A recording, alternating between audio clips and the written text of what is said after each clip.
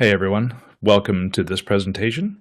I was recently asked on Instagram if I know anything about federal grants or loans for felons. And as it so happens, I know absolutely nothing. I work with organizational grants. I don't get involved ever with loans or grants of any type for individuals. Of course, just because I haven't heard of them doesn't mean they don't exist.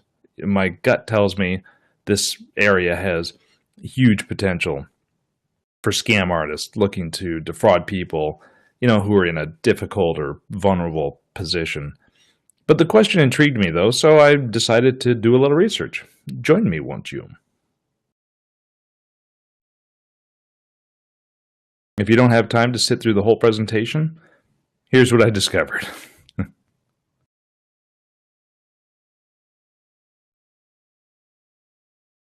So for those of you still watching, here's how I researched the subject. I started with the search term loans for felons or former inmates, and I looked at 12 sites on the first 3 pages of the search results.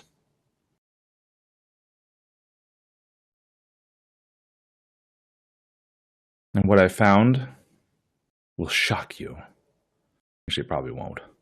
Anyway, I found several sites using money bag clip art, and if you are familiar with any of my other content, you know that I hate cheesy artwork. I don't think legitimate sites need to use it, so that's always a red flag for me.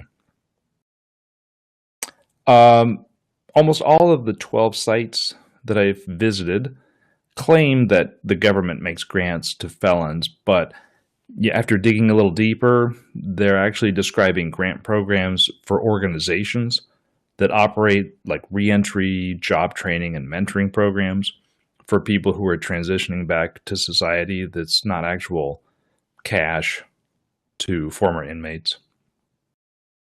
And most of the sites are optimized to attract visitors who will then click on one of the advertisements, distinguished or disguised as information. The text ads nowadays just blend in so well with content. It's often difficult to distinguish between legitimate information and a link to an annoying sales pitch.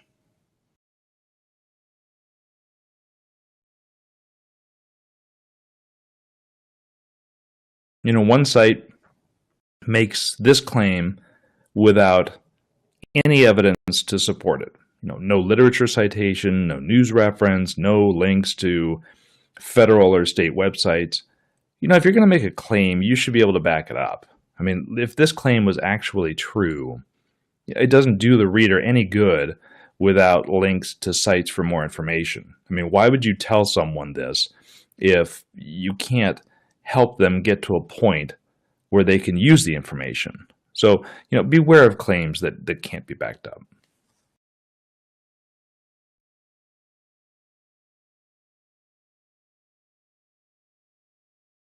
One site recommended that current inmates should check with their facility about programs available to them before they leave prison.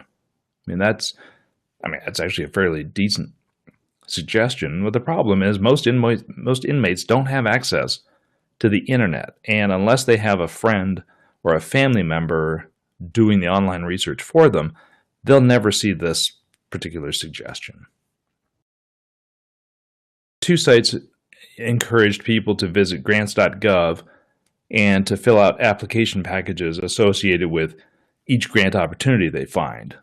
And well, now here's the problem with that. The federal grants for individuals are extremely rare, and the grants made on grants.gov go to either organizations or to established professionals like researchers.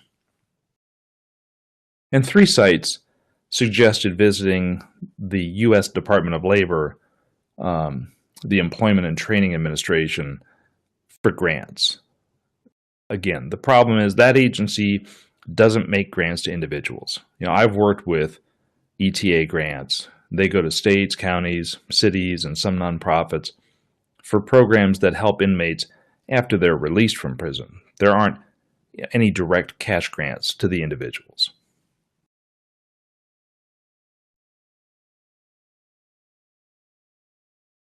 One site said federal grants to felons could be used to start a business.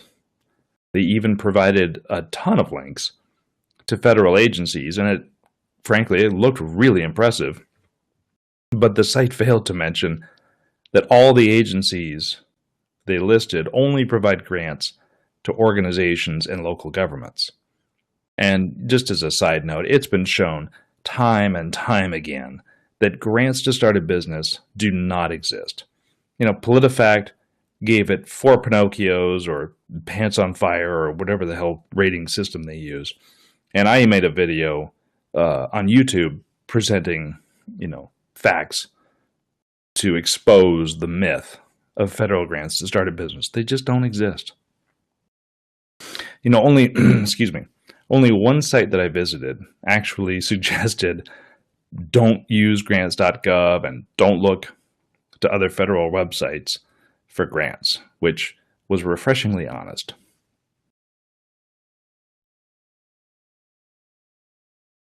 And this blog post I came across might have been the most honest statement that I found in my search. The author went on to say, there's no cash grants to former inmates. All the money goes to organizations that will put, felons in touch with the resources they need to make their transition back into society. But as far as grants to individuals, they're not out there.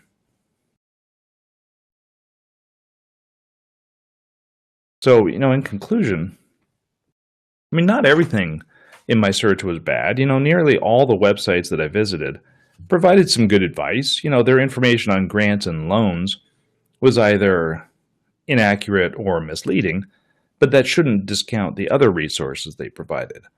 Many of them had links to nonprofits or public agencies offering reentry programs to help with the transition, and some of them had information about specific industries and or companies that are receptive to hiring felons, and a few sites had details about specific education grants and loans that former inmates could consider.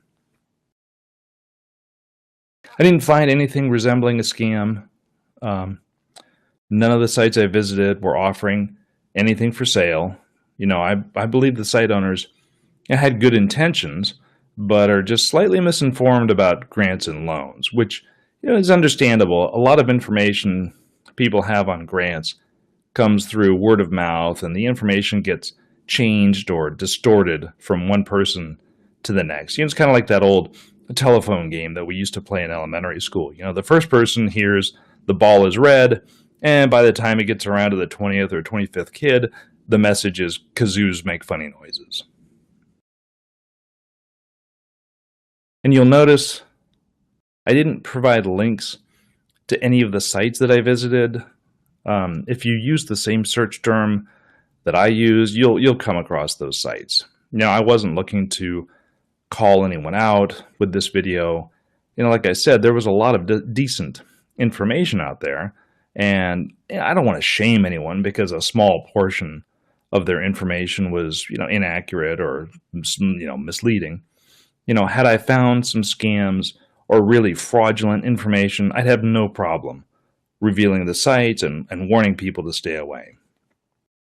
As it is, I believe that the sites I looked at were developed by well-meaning people who were just given bad information about grants and loans, and they regurgitated it. Should they be publicly called out for that? I don't think so. Just like anything else on the internet, just use the good information you find and toss the rest aside.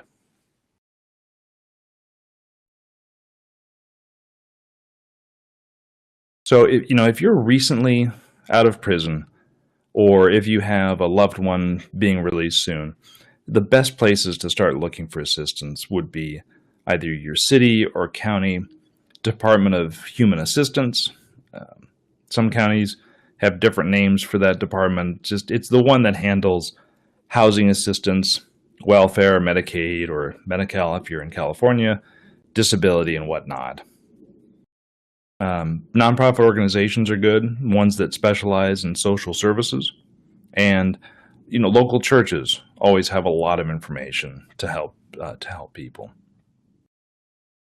Always be cautious of scams, of course. Just because I didn't find any in my, albeit very limited search, um, doesn't mean they don't exist. They're probably out there somewhere. So keep an eye out. Well, that's all I have to say about that. If you enjoyed the video or if you found it useful, give it a like and subscribe if you want to see future presentations. I greatly appreciate the time you took to listen to this and to watch these slides. And that's all I've got to say. Okay, thanks.